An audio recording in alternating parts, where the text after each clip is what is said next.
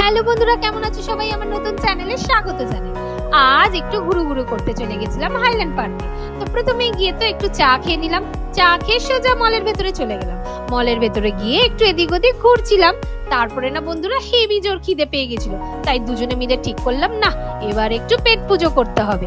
তাই চলে গেছিলাম সোজা ফুড কোর্টে। ফুড কোর্টে গিয়ে তো দেখলাম বন্ধুরা পুরো ফুড কোর্টই হাউসফুল, কারণ সানডে ছিল আর প্রচন্ড ভিড় ছিল।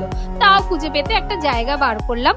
তো বসে বসে ভাবছিলাম কি খাবো ডিসাইড করতে করতে তখন ভাবলাম না আজকে আমরা পিৎজা খাবো। তো অলরেডি 9:30 বেজে গেছিল আর অনেকক্ষণই অর্ডার করেছিলাম, কিন্তু পিৎজাটা দিচ্ছিল না। তারপরে আলটিমেটলি আমার বরমশাই গিয়ে পিৎজাটা নিয়ে আসলো। তো এটা এদের কম্বো অফার ছিল, যার মধ্যে ছিল একটা পিৎজা, 3টে ভেজ পকোড়া, কোল্ড ড্রিঙ্কস আর একটা ক্যাডবেরি। দোকানটার নাম ছিল দা লাঙ্গোস বিস্ট্রো। তো যাই হোক, খেয়ে দে সোজা বাড়ির পথে রওনা দিলাম। টাটা।